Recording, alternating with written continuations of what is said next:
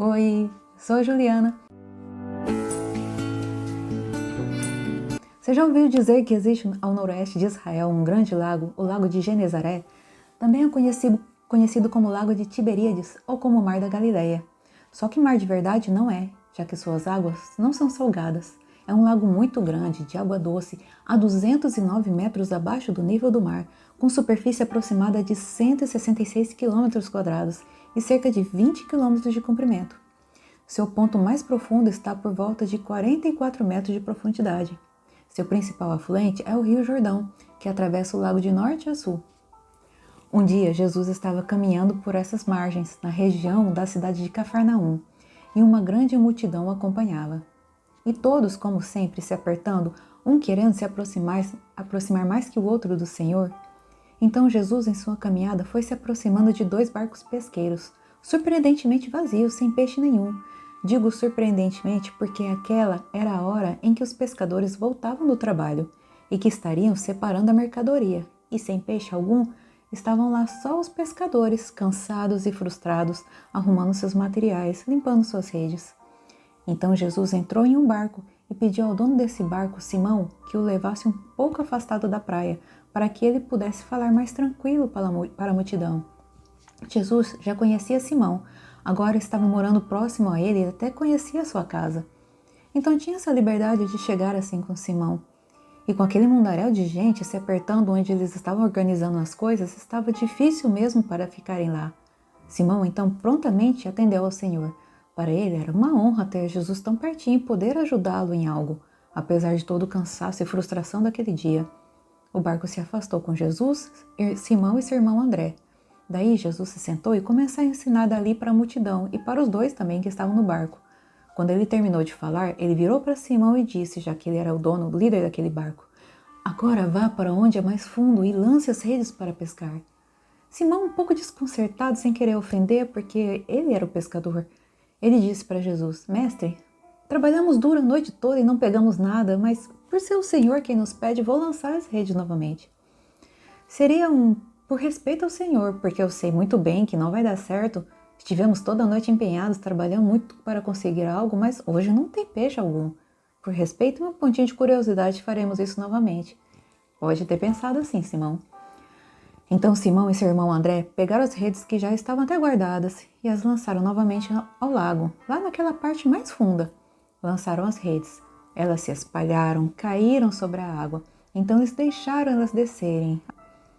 E em seguida puxaram a corda de mão presa no pulso, que é a única coisa ligada à rede, para poder puxá-la novamente. E quando eles a puxaram, ficaram tão abismados porque elas estavam tão cheias que começaram a rasgar. Era incompreensível. Eles estavam naquele mesmo lugar toda noite e não tinham um peixinho sequer. Como que agora estava tão lotado de peixe o lago que até rompiam as redes? Não dava para entender. Sem falar também que aquela já não era mais a melhor hora para pescar. Então eles começaram a gritar por seus sócios, Tiago e seu irmão, João, que estavam no outro barco, provavelmente também na água, para ficarem mais próximos de Jesus.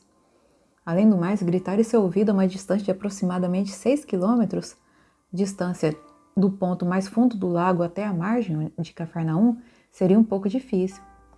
Eles gritaram para que os 2 viessem ajudar, porque não estavam dando conta de puxar aquela quantidade imensa de peixe. Eles nunca tinham visto isso. Seus pais eram pescadores e eles, desde crianças, desde que começaram a acompanhar seus pais, jamais haviam presenciado uma pescaria desse jeito em suas vidas. Nem jamais ouviram dizer algo assim. Tiago e João chegaram ali e começaram a ajudar. E logo os 2 barcos estavam com tantos peixes que estavam correndo risco de afundar. Impressionante, todos ficaram espantados, abismados. E ao conseguirem chegar à margem, Pedro olhou para tudo aquilo, os 2 barcos, aquele mundaréu de peixe, lembrou de todo o trabalho que tiveram à noite, lembrou que Jesus o havia dito para fazer isso, e ele quase quis negar, mas por puro respeito resolveu obedecer. Então ele olhou para Jesus, envolvido por uma mistura de sentimentos, espanto, vergonha, alegria, admiração, culpa. Ele caiu de joelhos diante de Jesus e disse: "Por favor, Senhor, afaste de mim, porque sou homem pecador." Jesus respondeu a Simão: "Não tenha medo, de agora em diante você será pescador de gente." E assim, eles deixaram os barcos, toda a pesca, todos os materiais com Zebedeu, o pai de Tiago e João, e seus empregados e seguiram com Jesus. Essa história está relatada no livro de Lucas, capítulo 5, versículos do 1 ao 11, e o chamado desses pescadores para serem os primeiros discípulos, Simão, que Jesus o chamou de Pedro, seu irmão André, e os irmãos Tiago e João, está também nos livros Mateus e Marcos. Olha só que curioso, os pescadores estavam ali na margem, terminando seus trabalhos com os corações frustrados, cansados, e Jesus aproveitou essa oportunidade para se achegar a eles. Jesus passou a maior parte do seu ministério ensinando, levando palavras de vida, de cura da alma para as pessoas. E estando lá no barco, ele pôde se expressar com tranquilidade, ser entendido por todos e também tocar o coração de Simão, que estava lá. Simão, de acordo com estudos psicológicos, é uma pessoa que sentia muito forte as coisas, bastante emotivo, tanto que as pessoas podiam ver facilmente quando ele estava alegre, triste, frustrado. Um homem falador. Ele sempre era aquela pessoa que se colocava à frente, era vigoroso, decidia e agia de forma rápida, mas conservava toda a sua humildade, o seu jeito simples de homem, de pescador. E Jesus viu esse coração. Já o conhecia de um tempo, no início do seu ministério, quando João Batista ainda estava muito presente, batizando a leste do Rio Jordão, no povoado de Betânia, 141 quilômetros de distância de Cafarnaum. Jesus passou próximo a ele, e João disse aos seus 2 discípulos, André e o irmão de Simão, e João, o irmão de Tiago, aí está o Cordeiro de Deus. Quando os 2 ouviram isso, saíram seguindo a Jesus e passaram o restante do dia com o Senhor. Depois, provavelmente no dia seguinte, André foi buscar Simão e levá-lo até Jesus. E nesse primeiro encontro, Jesus já achou o coração de Simão e disse a ele, você é Simão, filho de João, mas de agora em diante o seu nome será Cefas.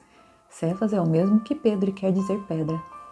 Mas Simão, por ser dono de ao menos metade da empresa pesqueira, já que o barco era seu, tinha muita responsabilidade por seu negócio, sua sociedade, sua família.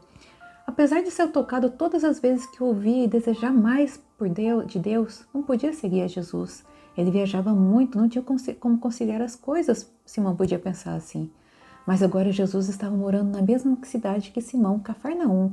Já o havia visitado em casa, feito milagres de cura em sua casa.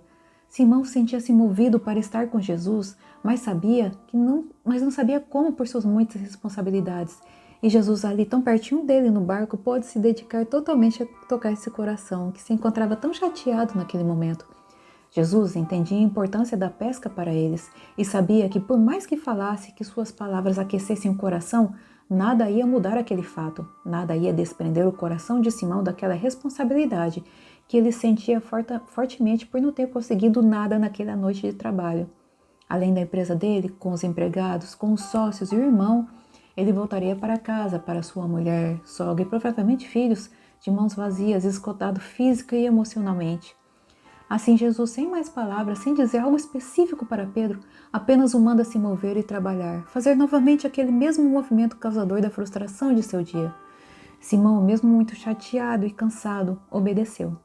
E quando viu todo o recurso, toda a provisão enchendo o barco, enchendo sua empresa, todas as barreiras do seu coração caíram, e mesmo sem uma palavra específica, se viu totalmente livre para seguir a Jesus.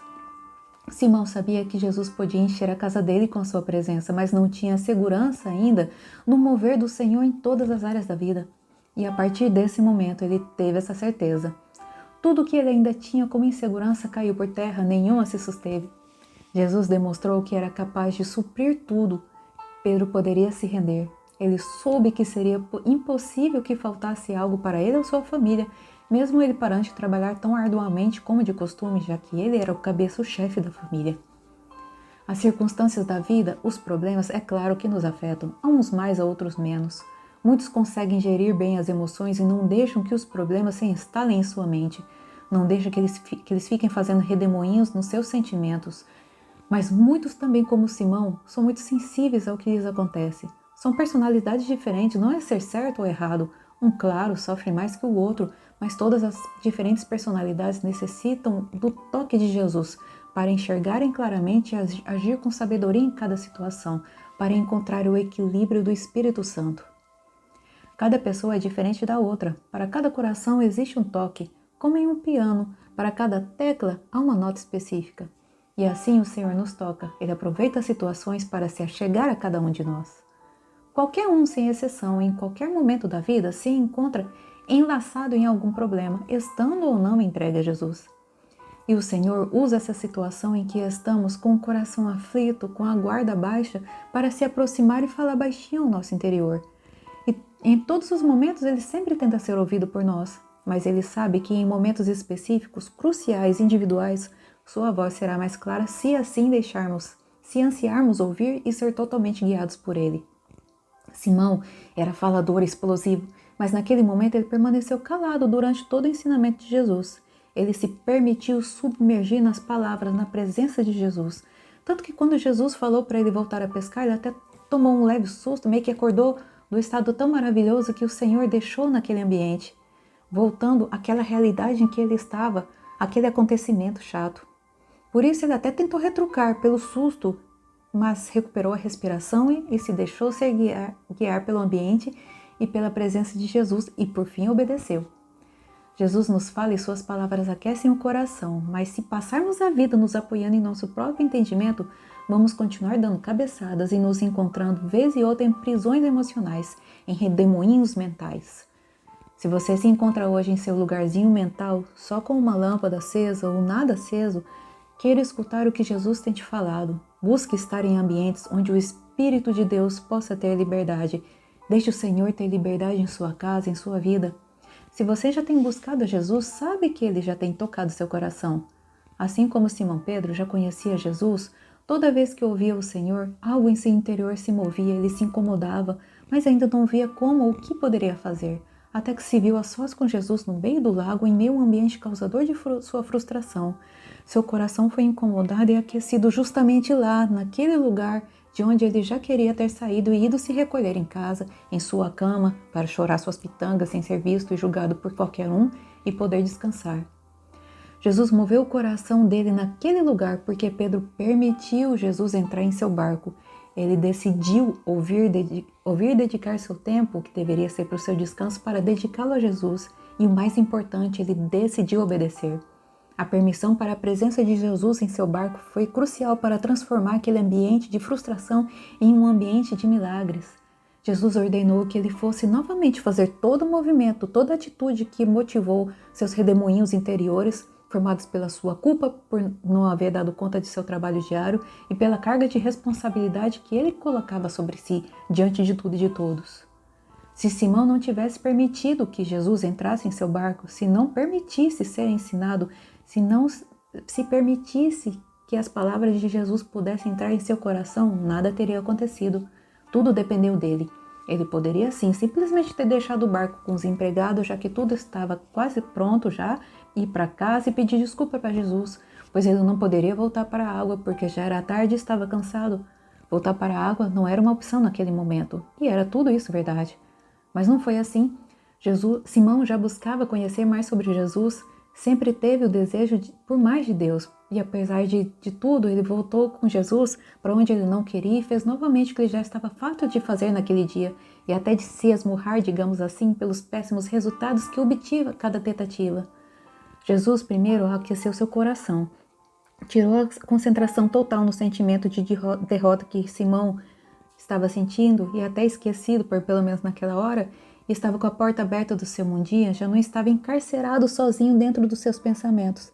E a partir desta baixa de guarda, Jesus provou a ele que tudo o que Simão precisava estava ali. Novamente, dependeu de Simão obedecer. Ele ainda tentou retrucar, mas o importante é que obedeceu. Todas as paredes caíram ao ver que Jesus podia. Jesus era realmente quem ele buscava, o Messias, o Cordeiro de Deus, como João Batista disse para o seu irmão André. A partir desse milagre, não houve mais jeito de encontrar qualquer desculpa para não se render ao chamado de Jesus. Hoje, Jesus está aí contigo. Ele continua caminhando por toda a terra, mas agora ele bate as portas esperando que alguém abra, não para ele visitar e sair e ir embora, mas para morar junto a nós. Chame-o para ficar a sós contigo, fale com ele e deixe-o falar. Você precisa falar, fale com ele, pode dizer toda a sua frustração, fala de verdade, tudo o que tem passado em sua mente. Isso é orar, ore muito. E este é um exercício que devemos desenvolver a diário, falar, mas com Jesus. Faça assim. 1. Separe um momento para só você e ele. Ainda que você não saiba como falar, veja Jesus como um amigo, converse com ele como você conversa com um amigo. amigo próximo, abra totalmente seu coração a ele, totalmente mesmo, sem vergonha. 2. Se está se sentindo muito ansioso, atribulado, escreva. Escreva tudo o que está passando por sua cabeça. Mesmo desorganizado, escreva seus pensamentos, suas angústias, dores, frustrações. Mesmo depois de já ter falado, escreva. Muitas vezes as palavras não saem como queremos ao falar. Então dê a si mesmo esta oportunidade de se expressar escrevendo. E leia esta carta, esses pensamentos soltos para Jesus. 3. Respire fundo, fundo, solte devagar, sinta seu coração, cale seus pensamentos. 4. Leia a Bíblia. E mais ainda, ouça muito a palavra de Deus. Ouça ativamente, para que seus pensamentos não fiquem visitando sua dor, algo que pode facilmente acontecer se somente estamos lendo. 5. Veja vídeos da palavra, filmes da história de Jesus. Preencha-se da verdade, preencha todos os possíveis sentidos físicos com Jesus. Crie um ambiente para que o Espírito Santo possa ter liberdade. Convide-o para agir com liberdade em você. 6. Faça uma caminhada com um fone de ouvido, ouvindo a palavra de Deus. Não deixe espaço para portas fechadas para o Senhor. Deixe que a palavra inunde a sua mente e o seu coração. Este exercício deve ser feito seguidamente e deve se tornar um hábito diário. Dessa forma, você se deixará ser aquecido e quando estiver já respirando melhor, você sentirá o mover do Senhor, a direção que Jesus colocará em seu interior. Acostume-se a ouvir a palavra de Deus para que você posteriormente possa reconhecer a voz do Senhor dentro de si. E quando você provar isso, obedeça. Ainda que você não queira, obedeça aquilo que o Senhor te falar. Não fique se apoiando em suas experiências. Se você está tendo a impressão no espírito, no seu interior, se você está entendendo que Jesus está te dizendo para fazer de novo o que deu errado, faça. Jesus quer te dar vitória sobre qualquer situação constrangedora ou ameaçadora. Ele quer atuar em todos os cantinhos de sua vida. Sua empresa vai dar certo se Jesus estiver contigo lado a lado. Sua família vai dar certo se Jesus for convidado para morar contigo. Todos os dias, todas as horas. Seu trabalho vai dar certo se você permitir que Jesus seja o centro. A obra de suas mãos será confirmada se tudo que você se empenhar em realizar for somente para glorificar o Senhor, sendo sempre correto e íntegro no que você faz. Você não foi feito para ficar em um quartinho fechado. Esse não é seu desejo, muito menos o desejo de Deus para você. Jesus é tudo o que podemos querer para nós, para a nossa alma, para a nossa família, para a nossa vida por completo.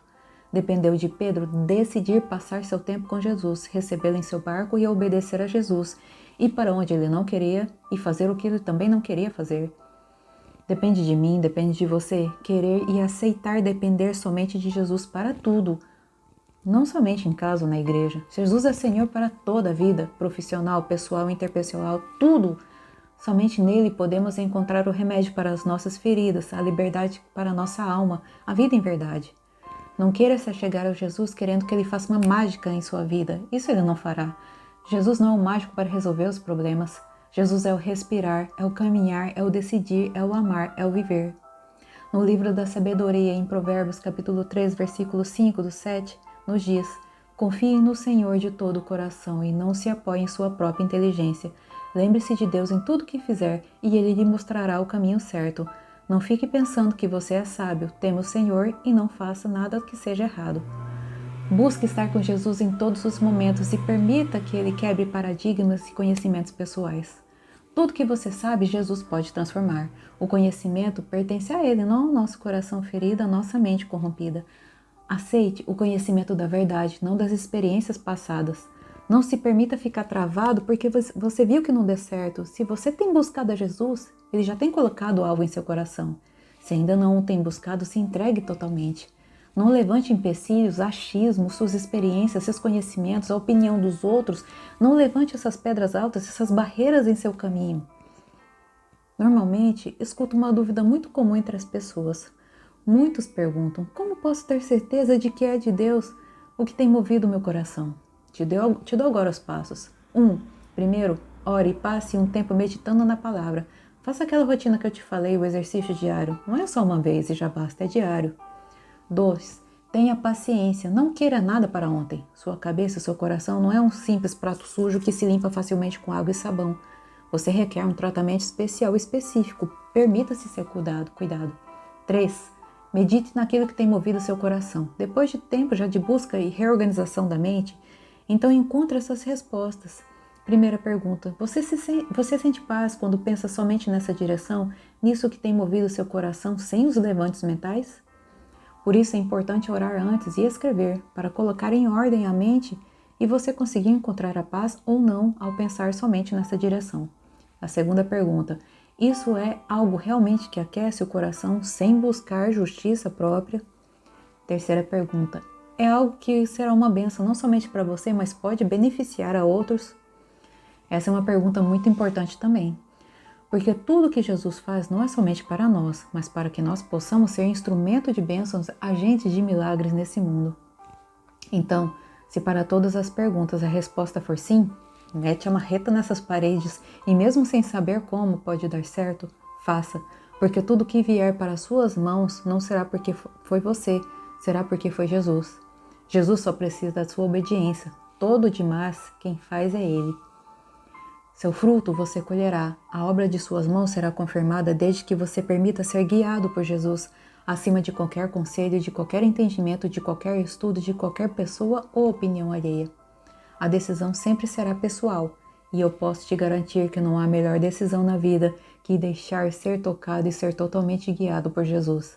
A vida se torna uma verdadeira aventura, pois vamos rompendo paradigmas, conceitos, medos, vamos rompendo prisões sociais que o mundo coloca em nossas vidas.